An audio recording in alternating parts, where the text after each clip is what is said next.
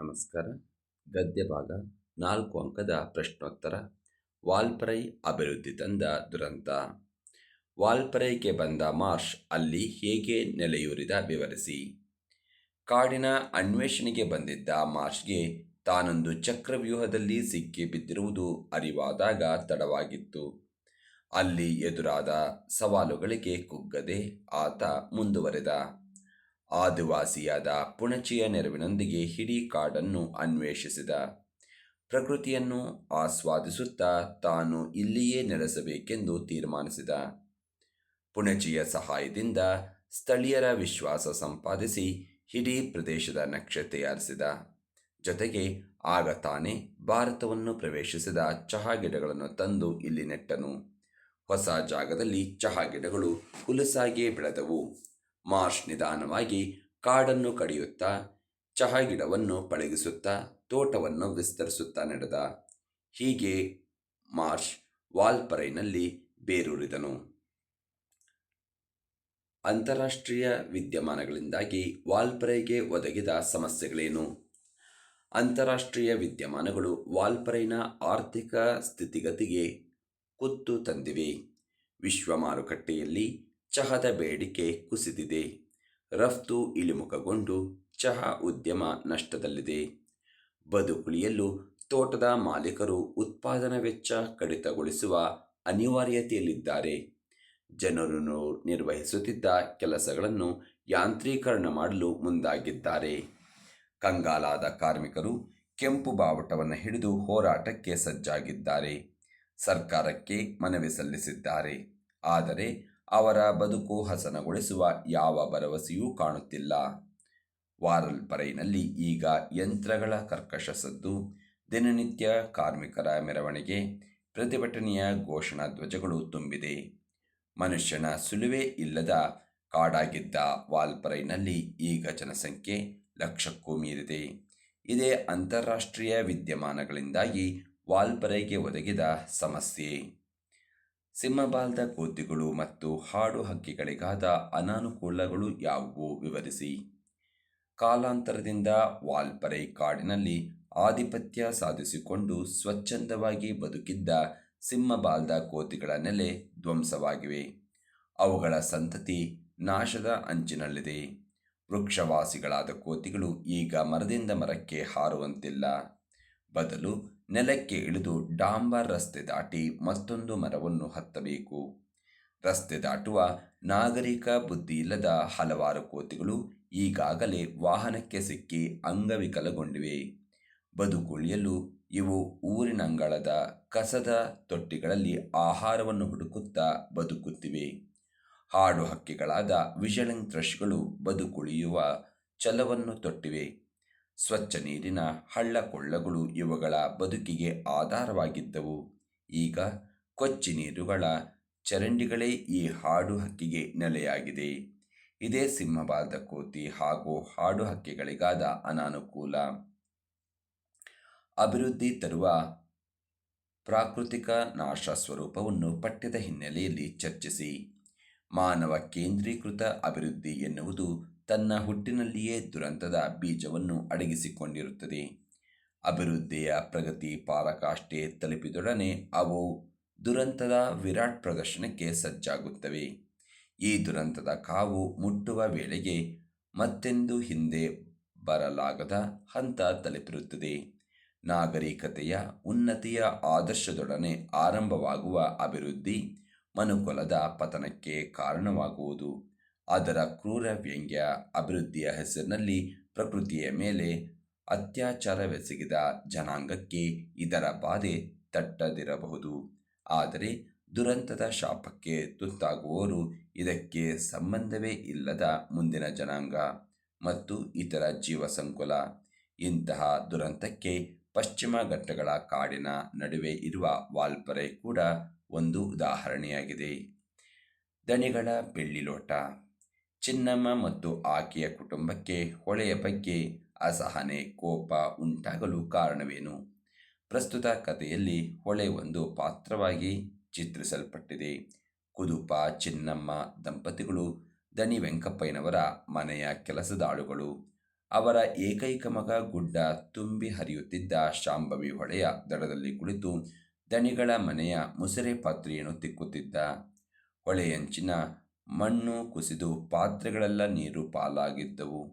ಕುದುಪನ ಹೊಳೆಯಲ್ಲಿ ಮುಳುಗಿ ನೆಲಕಚ್ಚಿರುವ ಪಾತ್ರೆಗಳನ್ನು ಜಾಲಾಡಿದಾಗ ಕುಸಿದ ಮಣ್ಣಿನಡಿಯಲ್ಲಿ ಸಿಕ್ಕುವಷ್ಟು ಪಾತ್ರೆಗಳು ಸಿಕ್ಕವು. ಆದರೆ ದಣಿಗಳ ದಾಂಪತ್ಯ ಜೀವನಕ್ಕೆ ಸಾಕ್ಷಿಯಾಗಿದ್ದ ಬೆಳ್ಳಿ ಲೋಟ ಮಾತ್ರ ಸಿಗಲೇ ಇಲ್ಲ. ಕುದುಪ ಅದೆಷ್ಟು ಬಾರಿ ಮುಳುಗಿ ಮೇಲೆದ್ದರೂ ಚಿನ್ನಮ್ಮನ ಜೊತೆ ಸಾಕಷ್ಟು ಕಣ್ಣೀರನ್ನು ಹೊಳೆಯ ನೀರಿಗೆ ಸುರಿಸಿದರೂ ಹೊಳೆಯಿಂದ ಬಂದ ಉತ್ತರ ಒಂದೇ, ಬೆಳ್ಳಿ ಲೋಟ ಇಲ್ಲ ಎಂದು. ವಿಷಯ ತಿಳಿದ ದಣಿಯರ ಆರ್ಭಟ, ಜೊತೆಗೆ ಕುದುಪನ ಕುಟುಂಬವೇ ಬೆಳ್ಳಿ ಲೋಟ ಲಪಟಾಯಿಸಿದೆ ಎಂಬ ಅಪರಾಧ, ದಣಿ ಪತ್ನಿಯ ಚೀರಾಟ, ಗುಡ್ಡನನ್ನು ಅಂಗಳದ ಹೊಂಗಾರೆ ಮರಕ್ಕೆ ಕಟ್ಟಿ ದಣಿಗಳು ಬಡಿದೇ ಬಡಿದರು. ಚಿನ್ನಮ್ಮ ಅವರ ಕಾಲಿಗಡ್ಡ ಬಿದ್ದು ಆಣೆ ಇಟ್ಟಾಗ ಮುಂದಿನ 3 ಬೇಸಿಗೆಯವರೆಗೆ ಚಿನ್ನಮ್ಮನ ದುಡಿತಕ್ಕೆ ಪಡಿಯಿಲ್ಲವೆಂದು ಕರಾರಿನನ್ವಯ ಗುಡ್ಡ ಬಂಧಮುಕ್ತನಾದ. ದಣಿಗಳ ಬೆಳ್ಳಿ ಲೋಟವನ್ನು ಎಂದೋ ಆ ಹೊಳೆ ನುಂಗಿತೋ ಅಂದಿನಿಂದ ಚಿನ್ನಮ್ಮ ಒಂದು ಥರ ಹುಚ್ಚಳಾಗಿದ್ದಳು. ಶ್ರಾವಣ ಮಾಸದ 4ರಂದು ಹೊಳೆ ಆಕೆಯ ಕುಟುಂಬದ ಮೇಲೆ ದೊಡ್ಡ ಅಪರಾಧವೊಂದನ್ನು ಹೊರಿಸಿ ಇಡೀ ಕುಟುಂಬದ ಉಗ್ರ ಕೋಪ, ಅಸಹನೆಗೆ ಕಾರಣವಾಯಿತು. ಚಿನ್ನಮ್ಮನ ಕುಟುಂಬ ಹೊಳೆಯ ಬಗ್ಗೆ ಅಸಹನೆ ಹೊಂದಬಾರದೆಂದು ಲೇಖಕಿ ಬಯಸುವುದೇಕೆ ವಿವರಿಸಿ. ಈ ಹೊಳೆಯನ್ನು ಬೇಕೆಂದೇ ಚಿನ್ನಮ್ಮನ ಕುಟುಂಬಕ್ಕೆ ಅಪವಾದವನ್ನು ಎಸೆದು ತಂದು ಹಾಕಿದೆಯೇ? ಅದಕ್ಕೂ ಈ ಪುಟ್ಟ ಸಂಸಾರದ ಬಗ್ಗೆ ಅದೆಷ್ಟು ಪ್ರೀತಿ, ವಾತ್ಸಲ್ಯ, ಕಾಳಜಿ, ಅನುಕಂಪವಿಲ್ಲ. ಇಲ್ಲದಿದ್ದಲ್ಲಿ ಈ ಹೊಳೆ ಯಾಕಾಗಿ ಕುದುಪನ ಕಾಳಕ್ಕೆ ಮಳೆಗಾಲದಲ್ಲೂ ದಿನವೂ ಒಂದಿಷ್ಟು ತರುಮೀನುಗಳನ್ನು ಸಿಲುಕಿಸಬೇಕು? ಆಗಾಗ ಅಷ್ಟಿಷ್ಟು ತೆಂಗಿನಕಾಯಿ, ಸೌದೆ ಕಟ್ಟಿಗೆಗಳು ತಂದು ಬೀಸುತ್ತಿರಲಿಲ್ಲವೇ? ಆಟಿ, ಸೋಣ ಮಳೆಗಾಲದಲ್ಲಿ ಅಲ್ಲಿಂದ ಪಾತ್ರೆ, ಪಗಡಿ, ಸೌದೆ, ಕಟ್ಟಿಗೆ, ಕೋಳಿ, ಕುರಿ, ಏಣಿ, ದೋಣಿ, ರೀಪು, ಪಿಕಾಸು ಹೊತ್ತು ತಂದು ಚಿನ್ನಮ್ಮ ಕುದುಪರ ಮಡಲಿಗೆ ಸುರಿಯುವುದು ಮಾಮೂಲು. ಅವರ ಕುಟುಂಬದ ಜೊತೆ ಈ ಹೊಳೆಗೆ ಇಷ್ಟೊಂದು ಒಡನಾಟವಿದೆ. ಆದ್ದರಿಂದ ಚಿನ್ನಮ್ಮನ ಕುಟುಂಬ ಹೊಳೆಯ ಬಗ್ಗೆ ಅಸಹನೆ ಹೊರಬಾರದೆಂದು ಲೇಖಕಿ ಬಯಸುತ್ತಾರೆ. ದಣಿ ಮತ್ತು ಹೊಳೆಯ ನಡುವಿನ ಸಮರವನ್ನು ಚಿತ್ರಿಸಿ. ಮಳೆಗಾಲದಲ್ಲಿ ಹೊಳೆ ಆಡಿದ್ದೇ ಆಟ, ಹೂಡಿದ್ದೇ ಊಟ.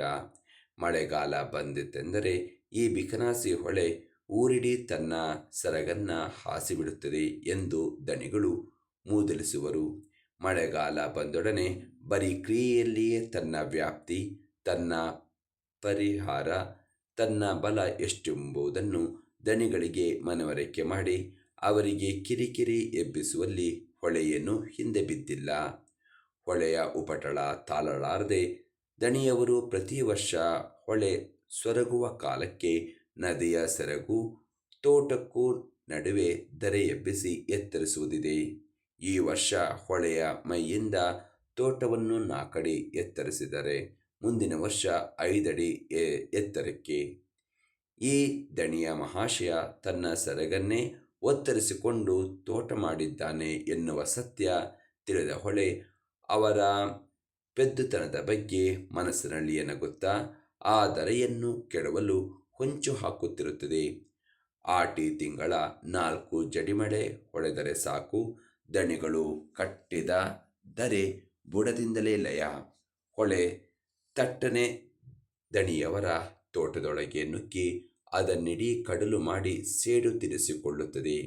ಇದು ದಣಿ ಹಾಗೂ ಹೊಳೆಯ ನಡುವಿನ ಸಮರವಾಗಿತ್ತು.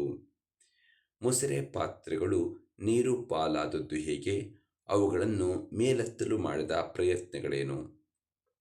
ಶ್ರಾವಣ ಮಾಸದ 4ನೆಯ ದಿನ ಚಿನ್ನಮ್ಮನ ಏಕೈಕ ಮಗ ಗುಡ್ಡ ತುಂಬಿ ಹರಿಯುತ್ತಿದ್ದ ಶಾಂಭವಿ ಹೊಳೆಯ ದಡದಲ್ಲಿ ಕೂತು ದಣಿಗಳ ಮನೆಯ ಮುಸರೆ ಪಾತ್ರೆಯನ್ನು ತಿಕ್ಕುತ್ತಿದ್ದ.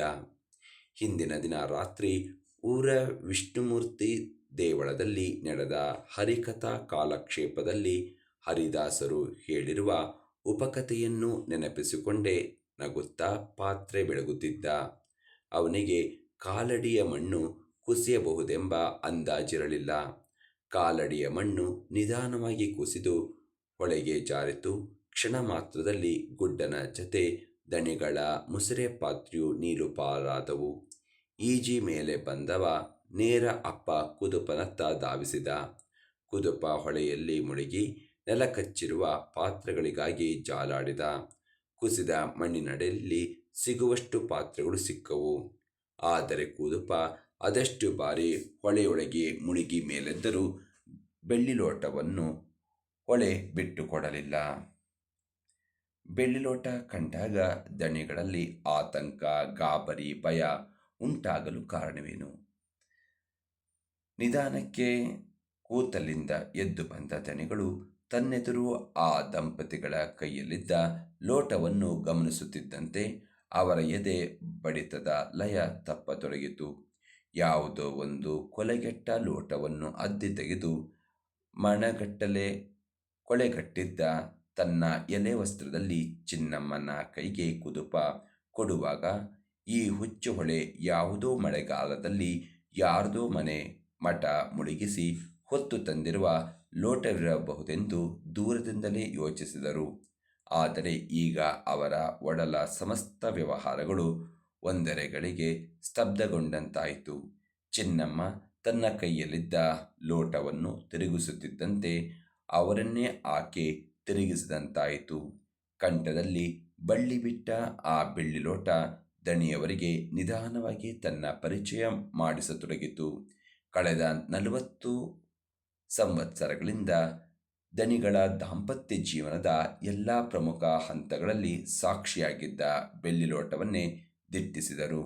ಚಿನ್ನಮ್ಮ ಅವರಿಗೆ ಕಾಣುವಂತೆ ಅದನ್ನು ಎತ್ತರಿಸಿ ಹಿಡಿದು ನೋಡಿಯೇ ನೋಡುವಾಗ ಆ ಬೆಳ್ಳಿ ಲೋಟದ ವಿಷಯದಲ್ಲಿ ಅವರು, ಅವರ ಪತ್ನಿ ನಡೆದುಕೊಂಡ ಅಮಾನುಷ ರೀತಿ ನೆನಪಾಯಿತೋ ಅಪಮಾನದಿಂದಲೋ ಅವರಲ್ಲಿ ಆತಂಕ, ಭಯ, ಗಾಬರಿಗೊಂಡವು. ಇದಿಷ್ಟು ಗದ್ಯದಿಂದ ಬರುವಂತಹ 4 ಅಂಕದ ಪ್ರಶ್ನೋತ್ತರ.